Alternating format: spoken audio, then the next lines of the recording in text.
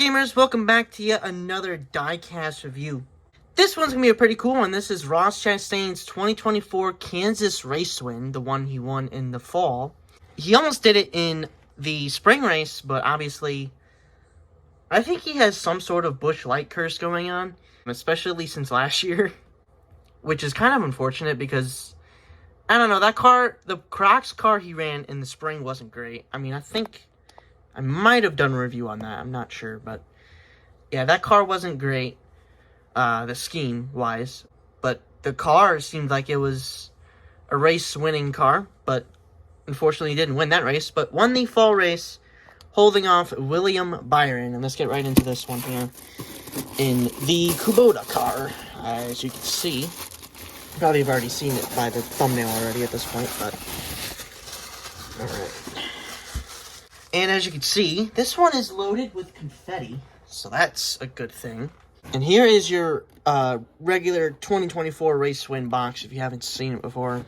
It's got this checkered flag design on it, with the render of the car there, with all the confetti on it. And you register your car's in and whatnot here. And then on the back of the box, well, the back side, basically, NASCAR Cup Series logo, the checkered flag swoosh, and the Lionel Racing logo, race version, and the checkered winner sticker kind of thing. We had 780 of these were produced. And on the top of the box, pretty much the same thing as the back, but 2 times bigger. And that's about that. Anyway, let me get this up on out of here, out of the box. But before we take a look at this race win car, first, I have to check out the race win sticker, and then just the stat card. I just remembered this is when he shaved his beard, so it looks pretty cursed. See, September 29th, 2024, Hollywood Casino 400 winner, and then on the back here, you can read all that if you would like. Led 52 laps to win that race, and William Byron was closing in on that lead, so not the first time he's done that in his career. Remember the Coca-Cola 600, but we'll talk about that another time. Anyway, I'll get this out of the off the base, and then we'll take a look at Ross Chastain's 2024 Kansas race win. Alright, I've gotten the car off the base. Now we can take a look at Ross Chastain's 2024 Kansas race win from the fall race, like I had mentioned before. And obviously you can see it's caked with yellow, white, and black confetti. Very nice. You see it all over the side as well. A little bit of damage here. Might have gotten into the wall, I think, when he was running down Kyle Busch. But obviously, Kyle Busch ended up spinning out from the lead and basically handed the win to Ross Chastain. And that was because Kyle Busch was trying to get around Chase Briscoe. Briscoe held his line pretty much, and then Kyle Busch had to go around the outside and did not work and spun himself out. And yeah, then Ross was right there to take the lead and basically held on until the end of the race. So that was a fun race to watch, as Kansas races usually are. I don't remember this year's race with Larson winning, his most recent win, actually. What was it? About 2 months ago now, when he won Kansas, Larson. And obviously hasn't won since because of his double failure.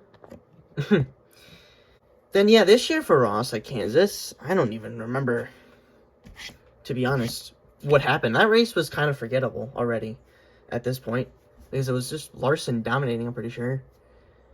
That race was just completely forgettable. Anyway, let's go with the sponsors and stuff. Well, there's Goodyear covered by confetti here over the Goodyear tire. Then the Cup Series logo, it's also covered. The orange chrome number 1. Then you have the circular Kubota logo, the K, I guess. Then you have Busch Light over here as well. Then you have Kubota and that little orange swoosh, which is pretty cool on this car. I think this is an invert from 2023, pretty sure. So I really like that.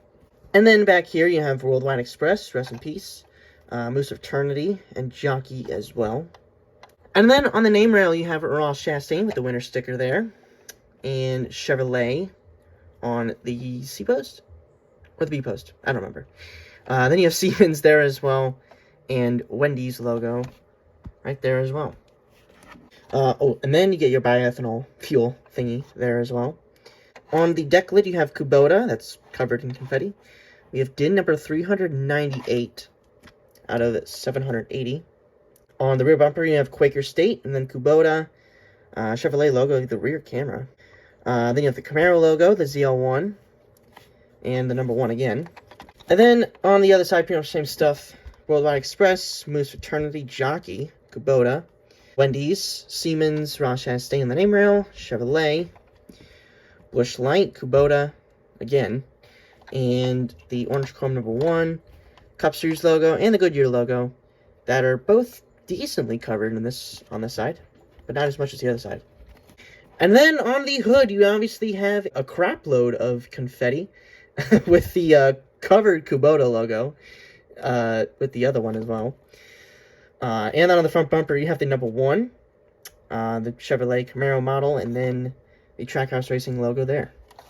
And then on the roof, you have the black number 1 with Kubota there again as well.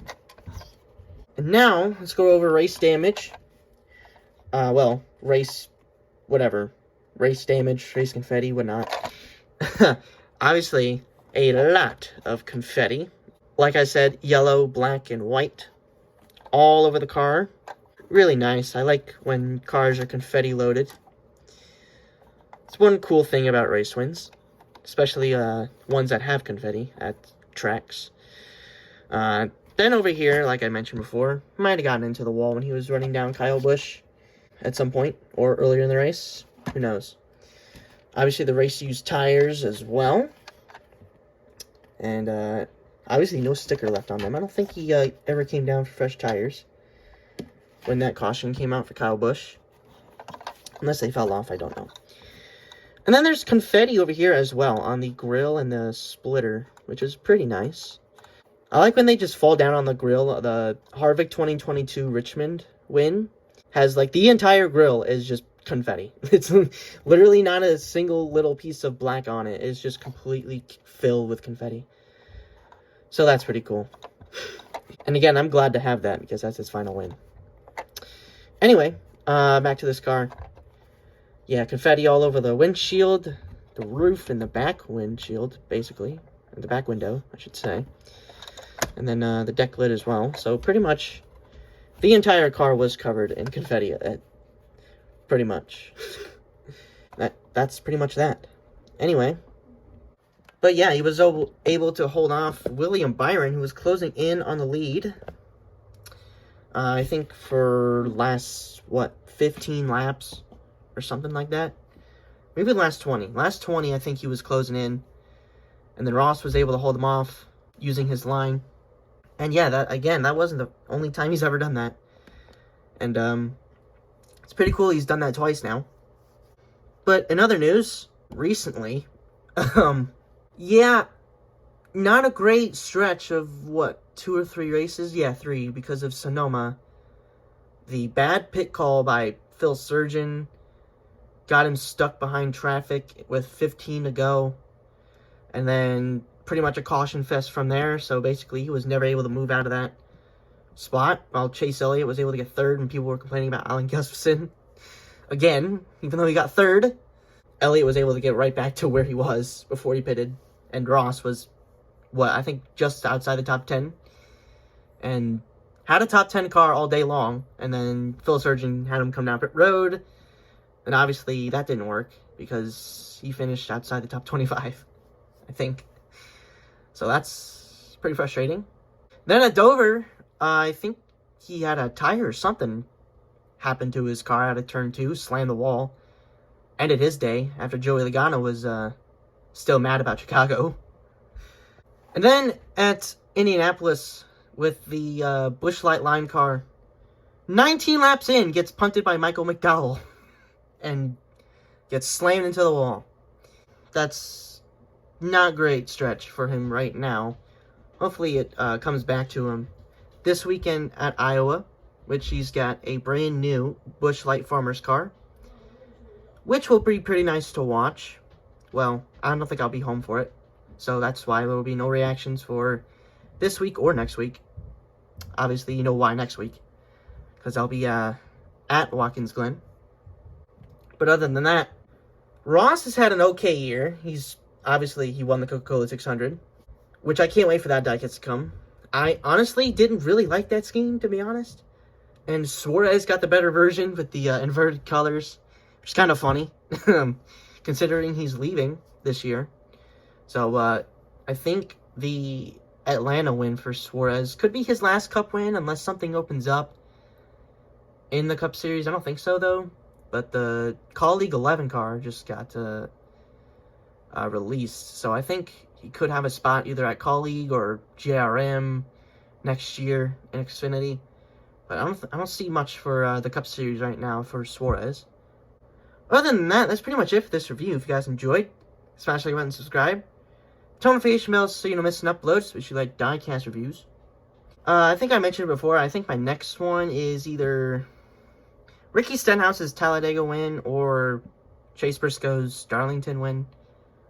One of those two I'll probably review, if not both of them. But yeah, until then, see you gamers next time. Have a great day, gamers.